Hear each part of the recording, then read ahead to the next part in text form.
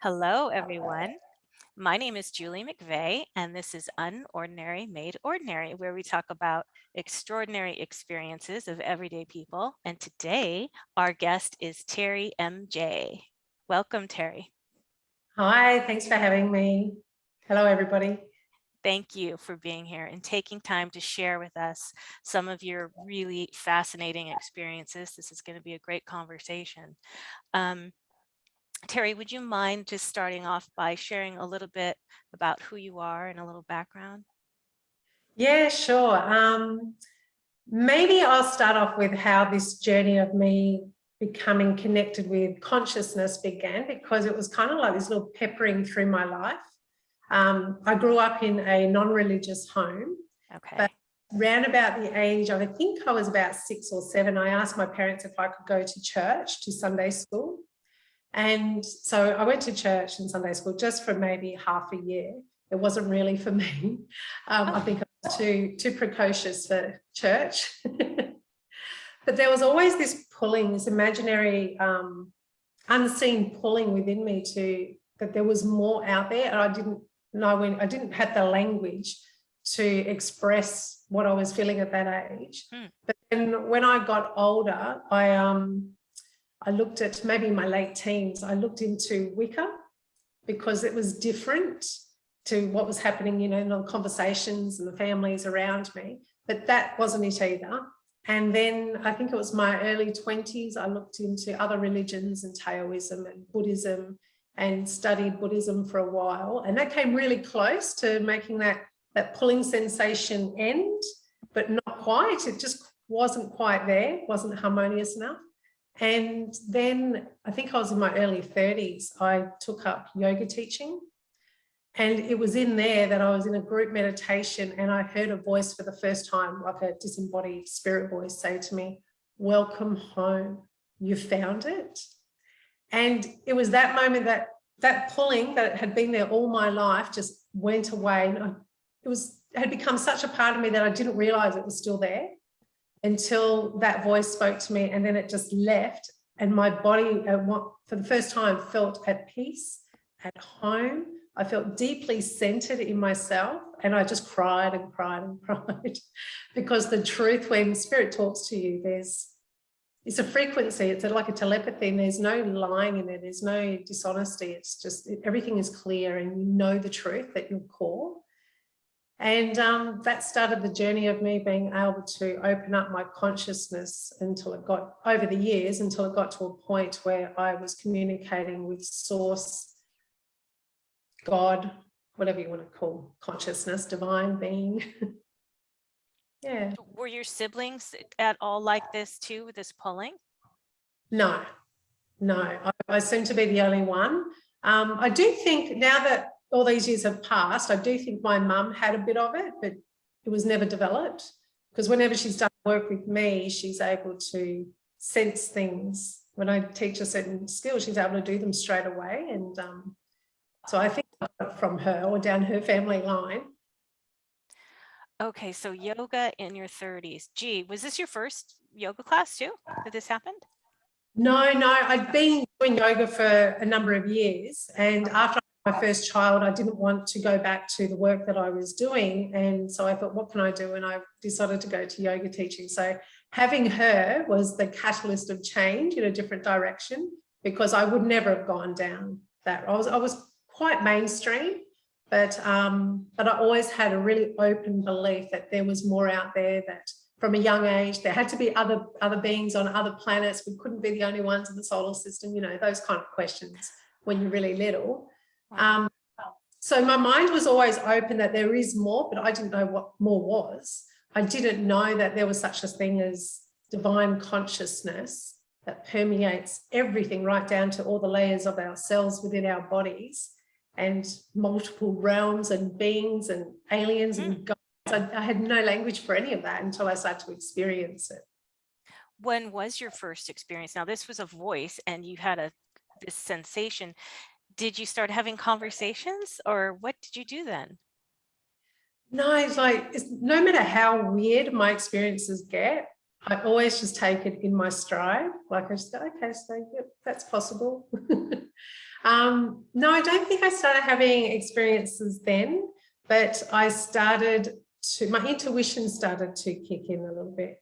So painting my house one day, I was aware of 3 spirits standing around me, having a really intent look at what I was doing. And I remember thinking because it's all telepathy, and I remember saying to them, do you like it? And they were so shocked they disappeared. So that was one of my first experiences. What made you think or know that these were spirits and not, I don't know. Did you think that they were spirits that had lived human lives, ETs, non-corporeal, like non-physical beings that had never existed? Like, and how did you know? So I did know that they had once lived as humans, these ones. They had very unusual shaped bodies, but still human. And it felt like they was kind of still on the, as close to our frequency plane rather than spirit, because they felt like they'd been there too long and they'd shifted a little bit in their form. The other thing that I can know now looking back is that one of my main skills, as in awareness, is the knowing. So the knowing on how to communicate via frequency is that you just know things really quickly, like nothing can lie. You just know where in the galaxy roughly something is from, or what realm, or, you just know if they're an angel frequency, a guide frequency, and a centered master frequency. It's just known. That's hard to imagine. That is amazing. Hard to describe, but it's kind of close as I can get to it, I think. Okay, so you startled these spirits. They're like, oh, she can see us, or feel us, or sense us, and they took off. That was interesting. Okay. Yeah, I was aware of them in our house for a little while, but I didn't really pay too much attention. I was just like, okay, they're there occasionally. It's no big issue, no big deal. And then I think I was making my bed one morning and I saw a blue being coming out of my daughter's room. And the legs were like, what do you call them? Like a praying mantis, like having the 2 knees. So the double jointed legs, as this beautiful, the blue actually is like out of that movie, Avatar. Do you know that movie? Yeah, it's like that. And as this being was walking out of my daughter's room, I stopped and said, hey, excuse me, what are you doing here? Why are you in there? And it said, well, we know her. She's part of our family. She was once with us. Okay, hold on. I'm just freaking out here. So when you saw the being, you saw it like 3-dimensional, like in the physical, or you sensed it? Yeah, no, with my third eye vision. So it's okay. To me it looks real, but it's not. It's that third eye vision. Okay, so you knew it wasn't your physical eyes, it was your third eye vision or your psychic vision. You see this being, and the being wasn't surprised that you could see it? No, like as soon as I become aware that I'm seeing it, they instantly become aware that you've seen them. Okay. Because in frequency, everything is pretty much instant. Okay. So this being says your daughter is part of their family. What does that mean? So in another life, in another life, she's lived on a different planet and with them. Do you know what the name of their race is now, or no? No. Oh. No. No, I just saw them a couple of times, and they were nice. Did your daughter know that they were in her room, and does she know now, or? No, she didn't know. She was a baby. She didn't. Oh. She has never seen them. I do have another daughter that when she was a baby, her room was full of spirits from everywhere. Like it was a big party in her room, and she would wake up 2 or 3 in the morning, every morning, screaming because it was too much. Oh. Much. But I knew how to cleanse the space and what crystals to use. And as soon as I did that, she never woke up again. Gosh, so I'm imagining that these things, you're just kind of experiencing them and then taking them as they come, but you started doing, it sounds like, some research, at least with crystals, or had you already been doing that when you were doing yoga and knowing how to cleanse your house? Like, how would you find that stuff out? Yeah. Quite funny because it seems so innate, but I'm sure I did do a little research or speak Okay. to people. The funny thing is when we moved to where we currently live, is I didn't really believe in crystals back then. This is going over 10 years ago, 15 years ago. I didn't believe in crystals, but when we moved here, my spirits kept going, crystals, crystals, crystals. And I would go, I don't know. And then I would go into a crystal shop, and as soon as I would go near the crystals, my ears would ring at a very high pitch sound, and I would leave the shop and come back in, and it would keep happening. And the lady once asked me, "What are you doing?" And I told her, and she said, "Oh, you can hear the frequency of crystals. That means you can talk with crystals." And I was like, "Oh, okay." So I did for a little while do meditations with crystals, where I just, just while I was meditating, I would just have crystals next to me with the intention to connect with it. Mm-hmm. And you can receive information from crystals. They're living consciousness. So did you say a living consciousness? Yeah, there's a living consciousness in everything, right? Including crystals. So it's not just that they're good, their frequency is good for something. You can literally have a conversation with them. So, okay, I'm just very curious. I know you had shared some things with me that you've experienced over the years. Maybe you can kind of share how this progressed into what it is today and some of your more life-changing, profound, this already sounds pretty profound, but experiences. Yeah, for sure. I think the first one would have been in my early 20s. Like I wasn't the type of person to get overly stressed, but I remember this one time I was very stressed, and it was during a dream, but it was one of those dreams that I still remember it as clear as day now. And it was like somebody took me around the waist with their arm and lifted me from my body. Mm-hmm. And very quickly, in the matter of maybe half a second to a second, I was above my suburb and my home looking back down, and then above Australia, and then above the earth, and then out further past, the atmosphere in space looking back at the globe. Really quickly, we zoomed out, and this being stayed behind me all the time. I didn't know who it was. And they said, "Okay, so what's the problem?" And when you look back at the wider scope of just the one planet we live on, well, there is no problem. And I woke up and the stress went away and I was fine. And that was my first out-of-body experience that made me go, yes, I knew there was more to this life. Love that. Yeah, I love that. Yeah, I guess that was the first one. Mm-hmm.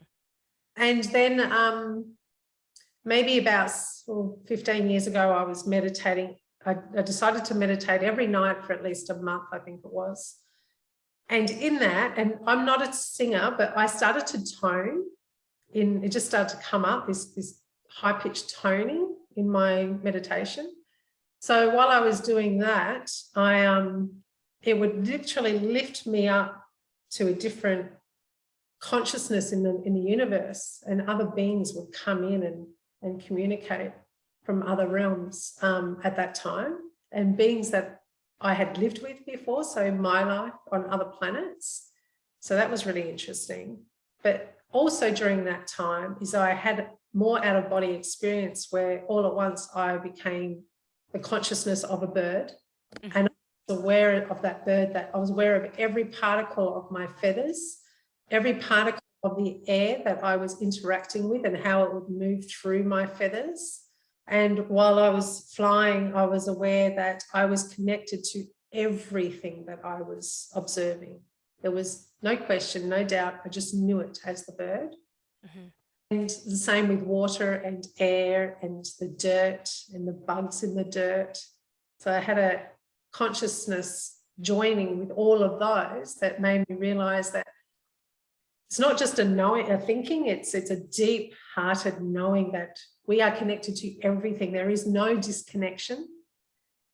And that was a big life change, because that made me become vegetarian, and I didn't make a choice to be vegetarian. It was just, I walked out of that meditation just going, I don't think I can eat meat anymore.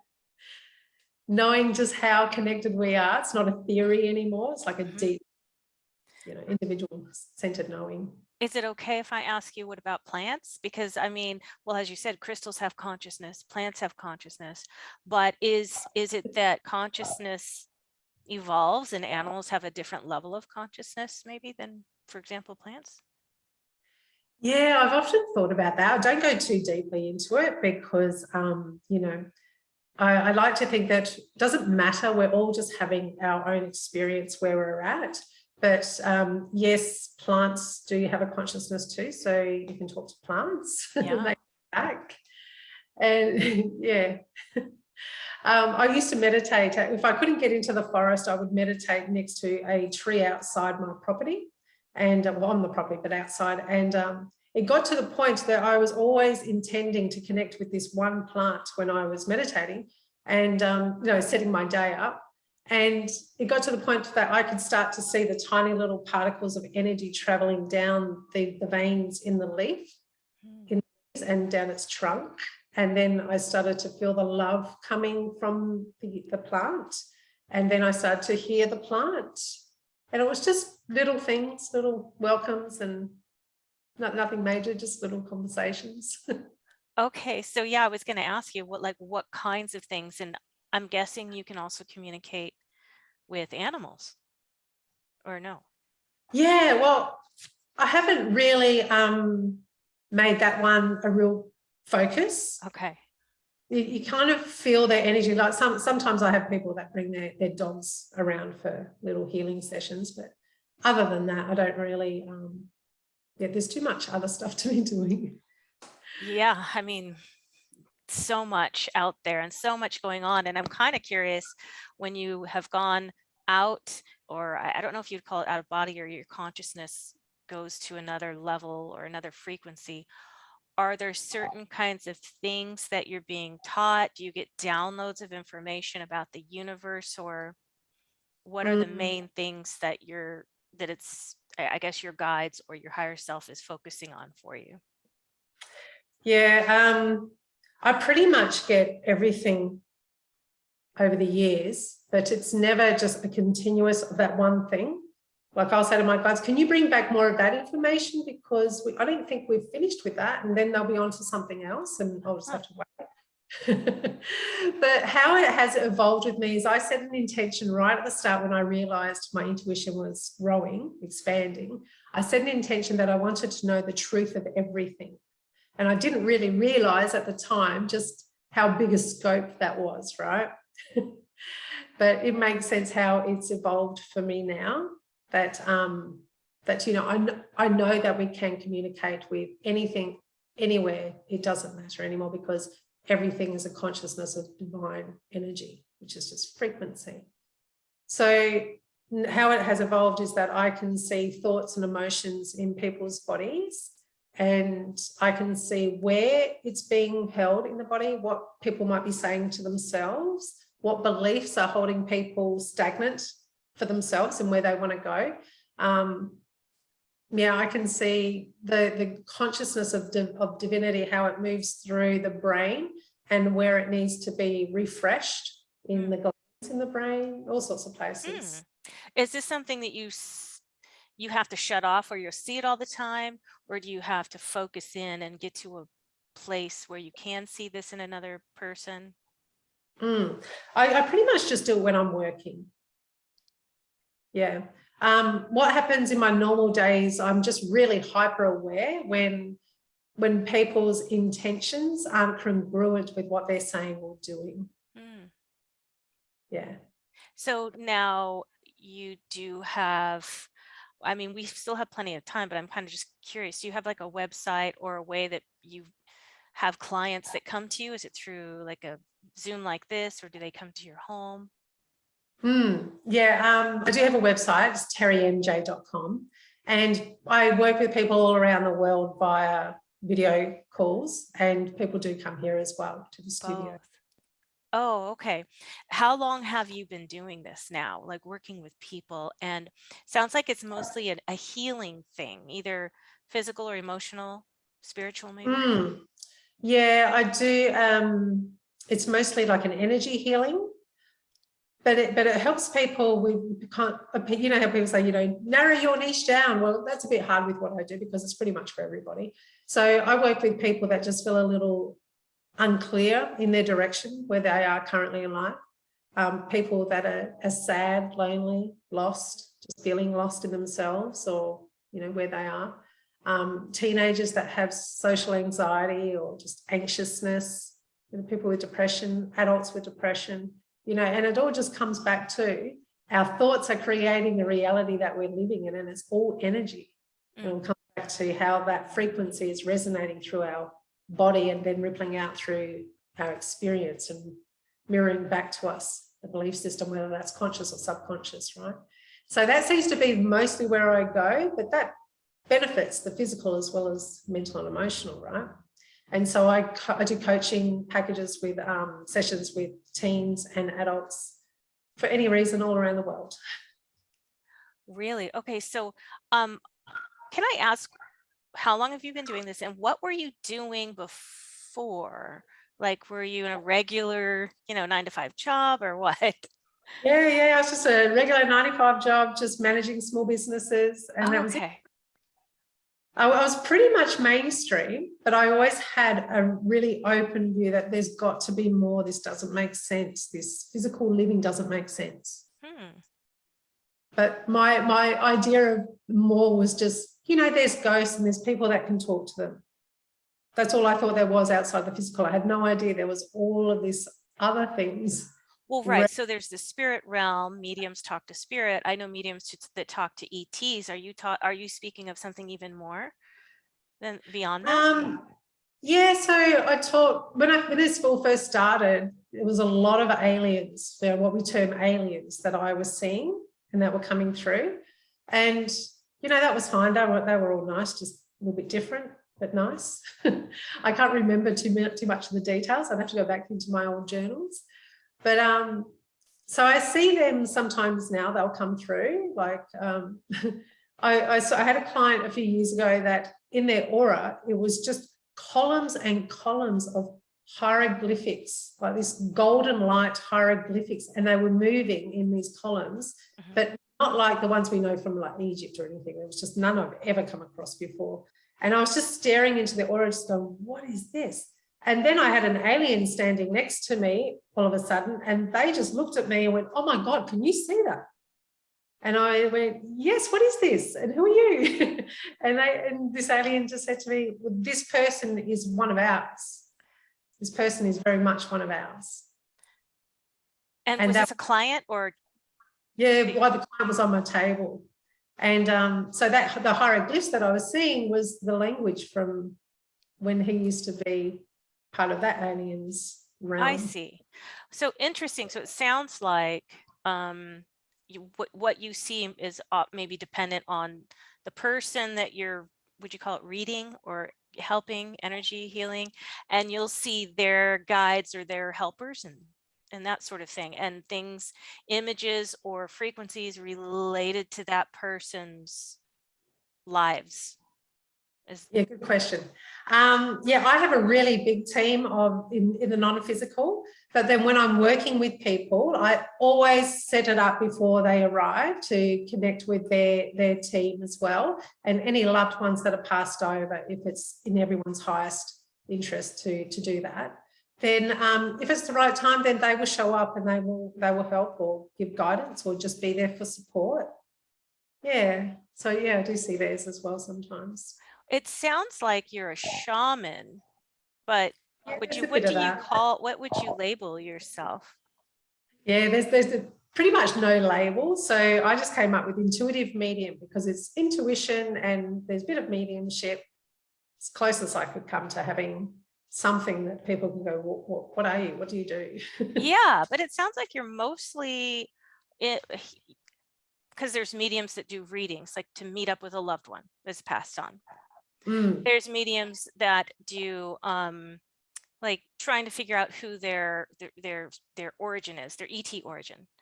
And then there are, I don't know if you'd call it medium, but maybe an intuitive medium that works primarily with just healing the whole person, like a wholeness healing. It sounds yeah, like that's pretty much. Yeah, that's pretty much me. Oh yeah, because I do mediumship, but it's not something I do. It's like I don't do readings. I just, when they come through, I was like, okay. Right, exactly. No, I mean it's so interesting, but gosh, you have a little bit of here and a little bit of there. And do you feel like you're still growing and still evolving in these? Oh yeah, yeah. It'll never stop. And there's literally not enough time in the day to do all the work that I'm being asked to do either with Wow. consciousness, because and this is a little out there even further, but the planets. So the planets are conscious, just like the one that we're living on, Mhm. and they have been calling to me for probably 2 or 3 years. But I literally forget, or I don't have time when I do remember to. I have to hone that skill. That's a skill now that I have to hone. But I think it was Jupiter about 1.5 years ago. I woke up being lifted from the chest out of my bed, and it woke me up. This lifting woke me up, and I was like, what is going on? And I'm pretty sure it was Jupiter or Pluto. I think it was Jupiter, saying, we need you to talk to us. We need you to spend time and talk with us. We've got lots of information. So I still haven't, but I started last week. So now I'm starting to communicate with a few of the planets. Yeah, we're not. Or is there information that you want to share with us, maybe about the trajectory of humanity for the, planet Earth? Or have you been getting any information about that? Because we're kind of in an interesting time, I We are. think, the last few years. Yeah. Yeah. So I do get a lot of clients over the last 2 years because of all the stress that is currently I was happening. going to say, you're probably very busy. Yeah. So it is really important at this time, no matter where you sit around what is happening, to be very aware of where your attention is going, so that you can keep your frequency, because your frequency is your wellness. So if you can keep your frequency to a high frequency, one in appreciation, gratitude, focus on those areas, then that connects you straight back to your heart, which is the direct access back to your soul consciousness. And that allows your own physical frequency to be higher. So that's your wellness. That's where you go into wellness, right? When you have a higher frequency. So even if you are feeling overwhelmed or stressed or concerned, you need to focus on what can you appreciate right now in that moment to lift that frequency back into the heart. Can that be done in minutes, or does that take days of meditation and training for a person? Or does it I depend on the think that's person? I think that might be individual.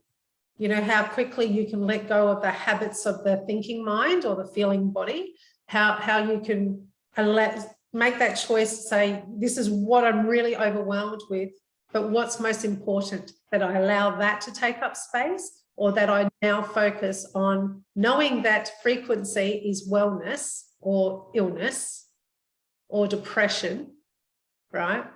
So if I can move my emotions or move my focus into something that is appreciating gratitude, even a little bit, then that little bit, if you keep going back there each time you notice that you've dropped into overwhelm or concern or worry or whatever it might be, you are shifting your frequency, teaching your mind, teaching your body a new way to be, a new normal, the more that you do it. So I guess how we move into that is very individual, and how much we can let go of our automatic habits. You are of the belief, though, that anybody can learn, I think, to do what you do. Yeah, because that's what happened to me, right? Because I had none of this, and I worked diligently for probably 4 years on rewiring my brain. And when I looked back, I was like, how did I even know that that was happening, and that's what I was doing, and that's what I could do? And then I realized it was because of a spirit team softly whispering that I wasn't quite aware of, but was aware. It's hard to describe. But I was getting these little guidances on how to refocus my brain, my thoughts. Do you think there's a reason why this was your path, and someone else maybe would like the spirit team, hey, come on, speak up, get me to where I need to be, and it's not happening for them? Yeah, no, I was like that too. I was very much asking them to hurry up and give me more. Well, always in hindsight, it always works out that we have that ability or skill because not only does it help ourselves, it helps others.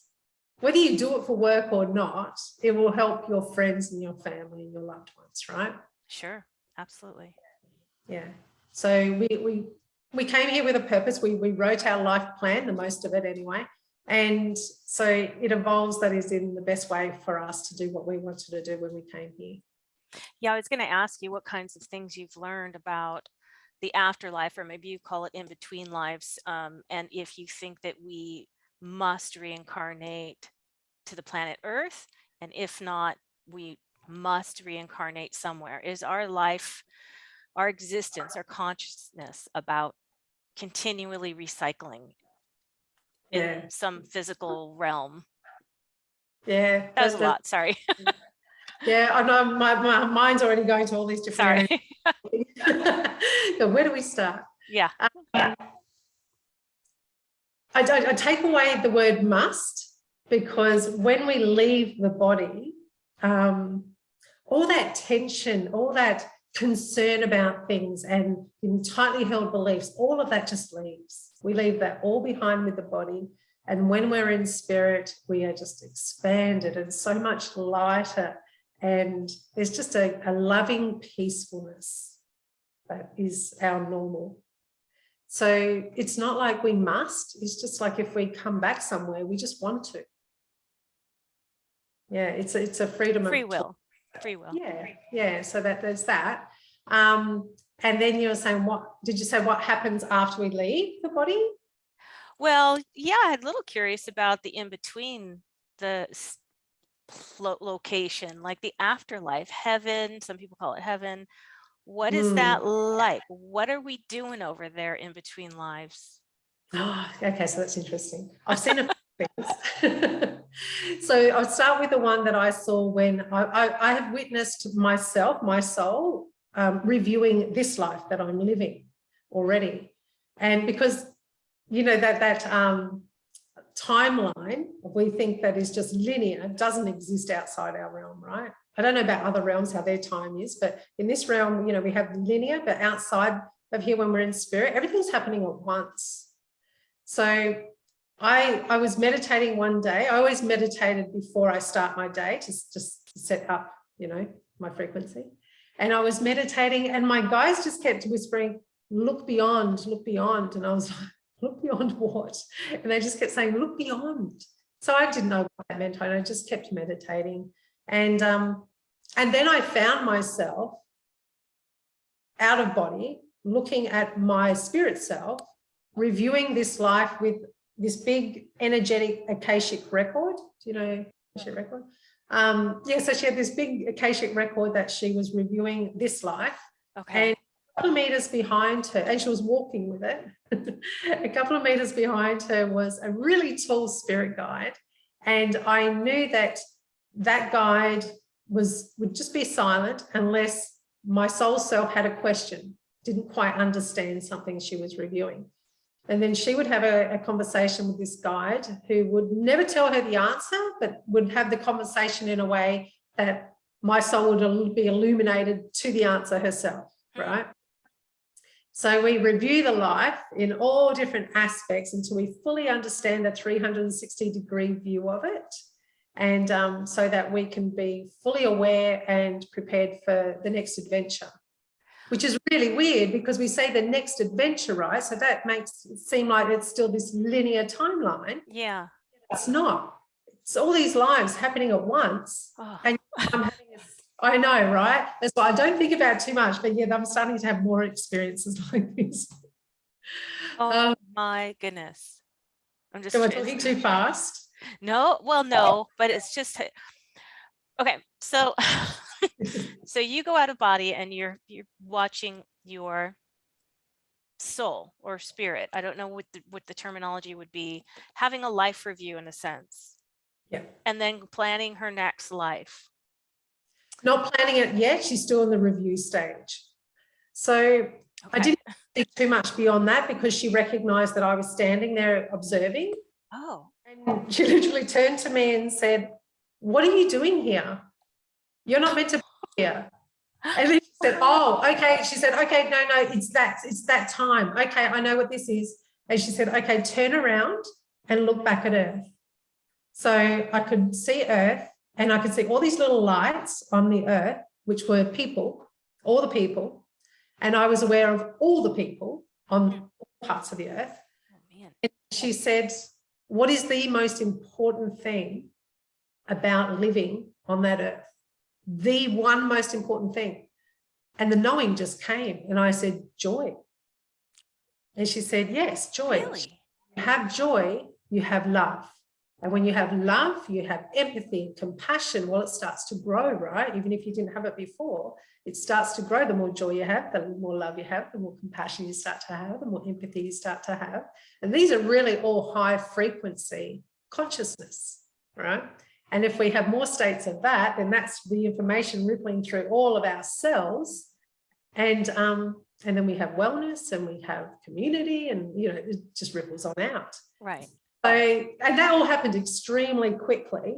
So then I'm back in the body, aware of just having that experience. It was my first experience of feeling, even though I had that one back in where I was taken out of the earth, when I was stressed in my 20s, this one made me realize just how heavy the physical body is. And all the concerns and things that we have going on just normally, even when we are really happy and vibrant, we still have that happening in our bodies. And it took actually 3 months after that experience to get out of the deep sadness.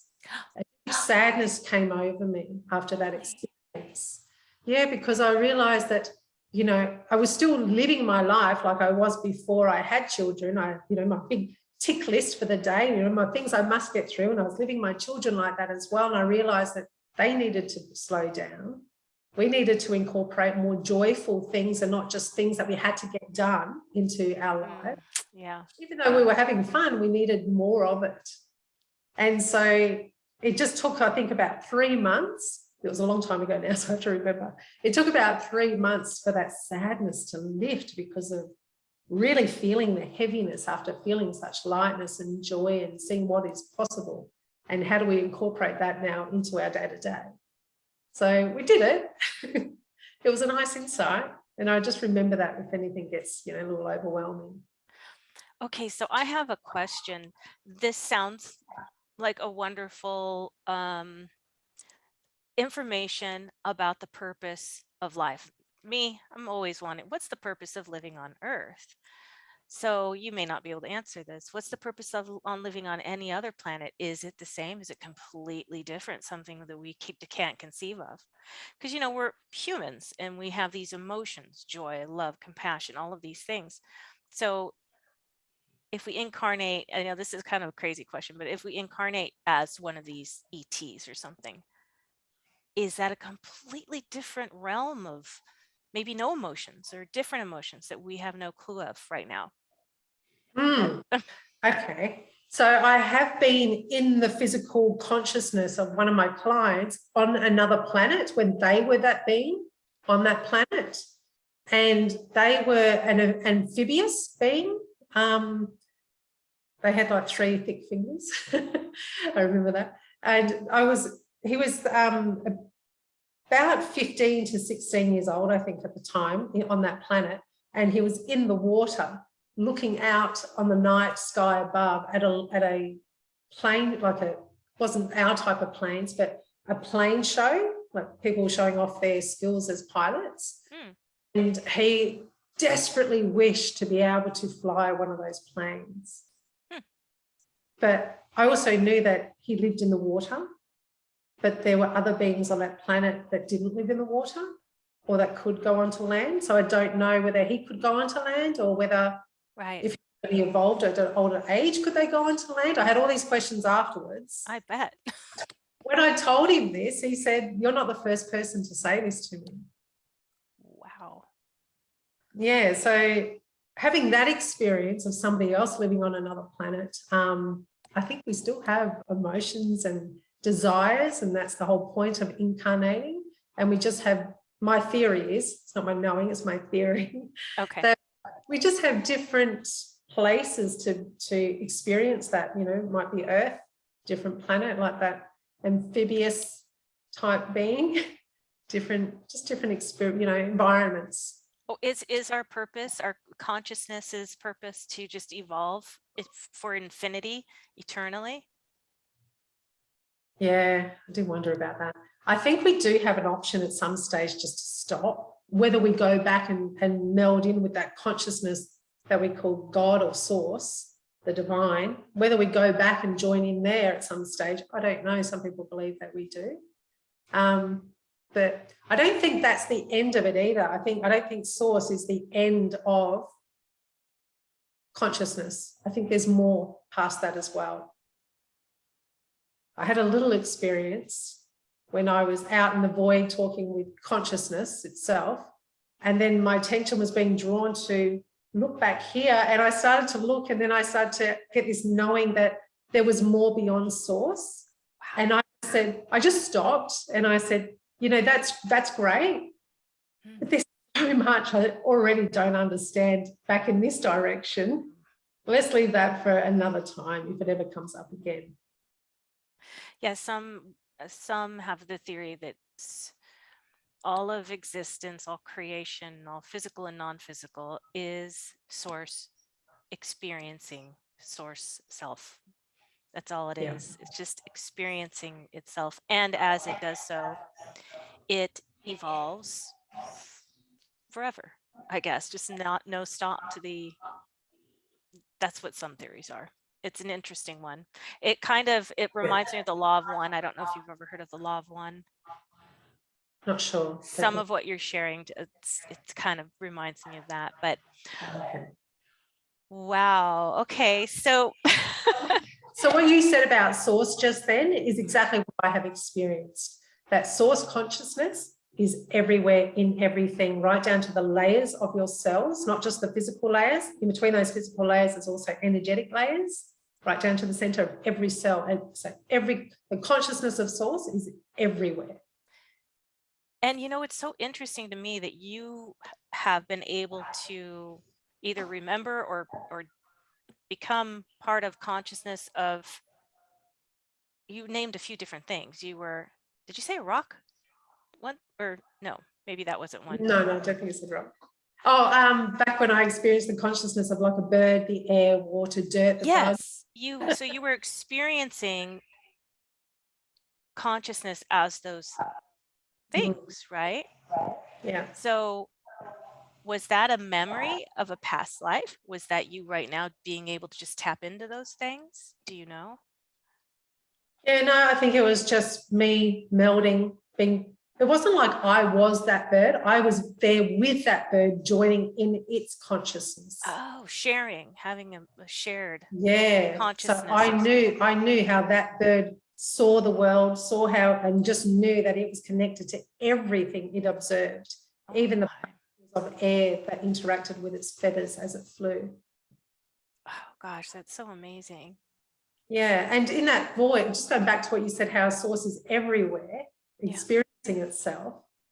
Source showed me in that void, in that darkness beyond, where the first time I experienced that void, I was a little concerned, like, oh my God, what is this? There was literally nothing here, like nothing. But as soon as you just take a breath and settle, it's full of everything. Everything, consciousness, everything's there. And anyway, Source showed me once, like the vision is like seeing a holographic person hovering in the darkness, and I could see the chakra system. Mm-hmm. And Source said to me, this is how my consciousness works. I am everywhere. My high frequency awareness is everywhere, and I'm moving through. And then when I get to a place where I interact, my vibration shifts. So, you know, each chakra works with different emotions and organs and meridians, right, for example. So if you go into the base chakra, consciousness at its high source comes in and then meets the frequency of the base chakra, the standard blueprint of a base chakra. And then the individual pattern of what's happening in that person it then drops its frequency to match that frequency for that person in that region, and then does the same with the sacral and the solar plexus and so on. Wow. And is this something that you've been given information, downloaded information, I don't know how you call it, or is this through your research that you're starting to learn these things? No, to me, it's just, I'm just out there. I'm literally like, it's like my consciousness has left my body, but sometimes I'm aware that my body is there, and sometimes I'm not aware of my body. Sometimes I'm just out there and I'm having a conversation in that place for that conversation with Source. And you did also share, we are getting close to being running close on time, but did you want to share at all of your experience with your father or your mother? You know, how you Oh, yes, it might help people. Yeah. Yeah, my dad got very sick a few years ago and ended up in ICU. And while I was sitting beside his bed, I watched his soul leave his body in reverse. He was lifting out in reverse, and then he started to slowly turn. And I was aware of guides out here for him. And I just knew, I was like, oh, when he fully turns, he's going to fully feel what it's like not to be in a body. Or that he's going to feel the lightness and the expansion, the love. And that's not just the knowing. I could feel what his soul was feeling, what he was becoming aware of. Mm-hmm. As he started to come out and then rotate, like feeling, as he got halfway, he was like, oh. And then as he fully, rotated, he was like, oh my gosh. And he was leaving. And I said to his soul, go if you need to, but there's a waiting room full of people that would love to say goodbye. But if you need to go, go. If you want to wait for them, wait. It's up to you. And I saw him he stopped and he went, oh, and then he came back in, but he wasn't fully settled. And it was probably about midnight. I was asleep, but it woke me up. And I literally felt as if it was happening to me. I felt my dad solidify back into his body. And then I just knew he wasn't leaving. He was going to stay. Wait, you were at home in your bed? You weren't with him in the hospital? Yeah. Yeah. Oh, I didn't realize that. I was with him. I was with him when I saw him leave his body. But then when I went home, I knew he still wasn't fully back into his body. I knew I saw him go back in, but I knew he wasn't, like congruent with, yes, I'm going to stay. Oh, interesting. But it woke me up during the night. That reminds me, have you heard of shared near-death experiences? No.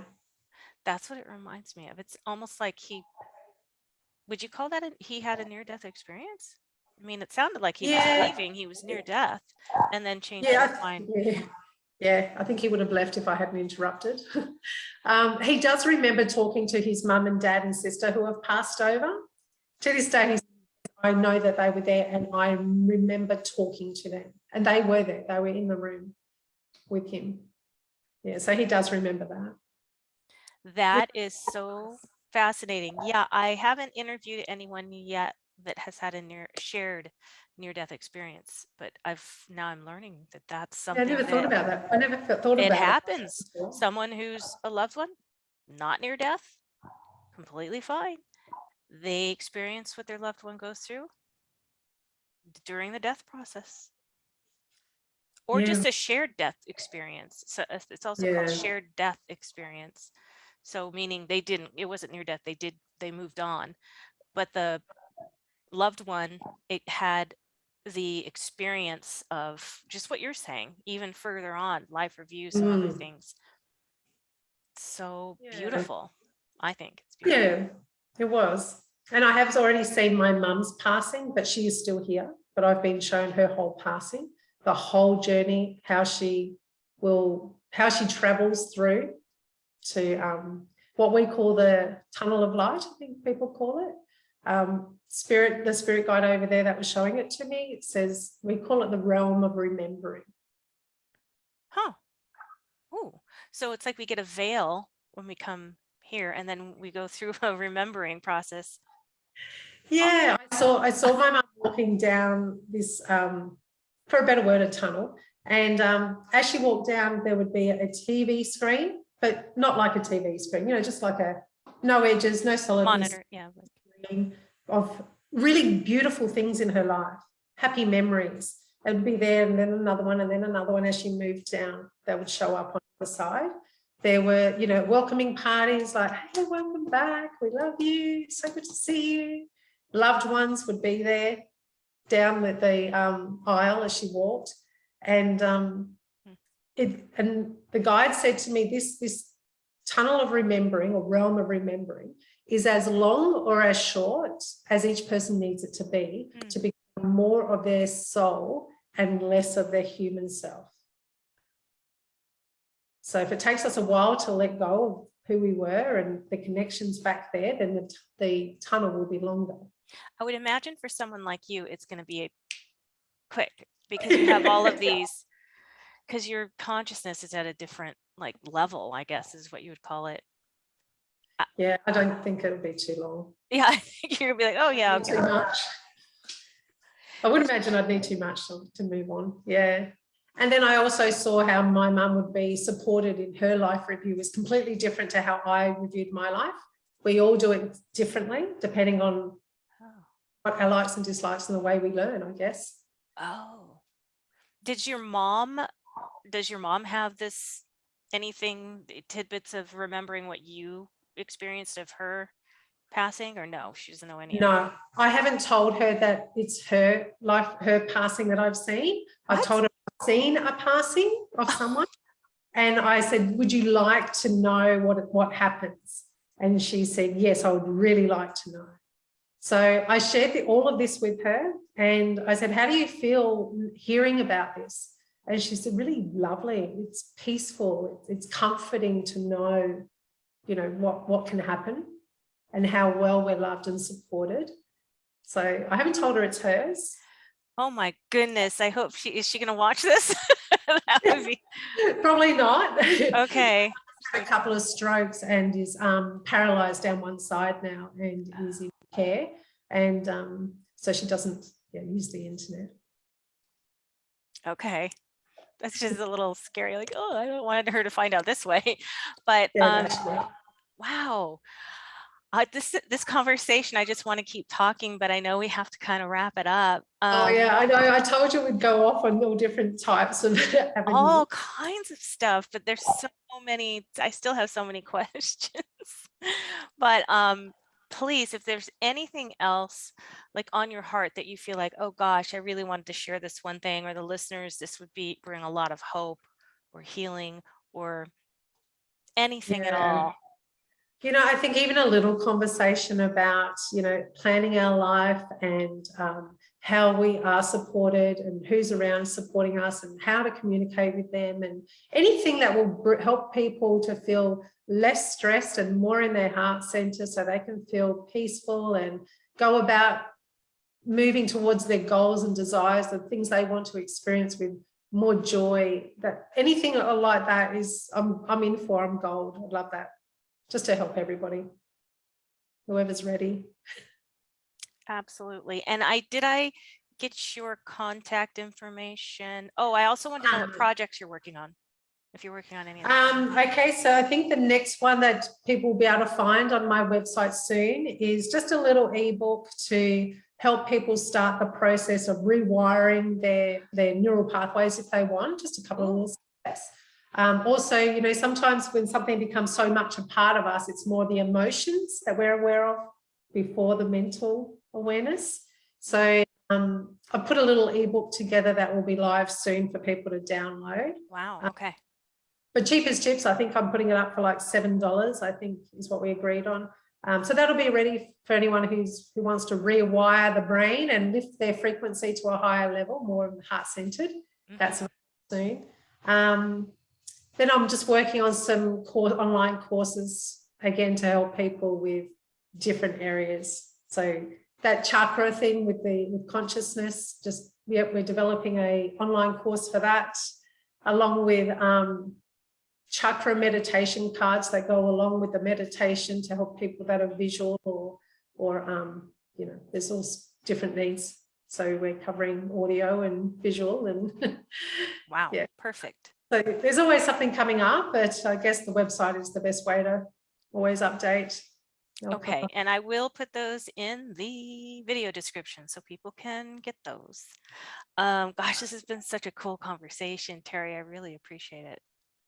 Yeah, thanks. I feel like I've gone off in so many different directions. So I hope it was congruent. I'm gonna go through and listen to it a couple times myself because there's like things I have questions. I'm probably gonna write them down and then write to you. But Yeah, absolutely. thank you so much, and thank you to everyone watching. This has been Julie McVey with Unordinary Made Ordinary. I hope you'll join us next time for another fascinating interview. And if you did like this, please give it a thumbs up, of course. And if you like this kind of content, just to subscribe, hit the bell icon, and you'll be alerted to future interviews. So yeah, we'll have to sign off.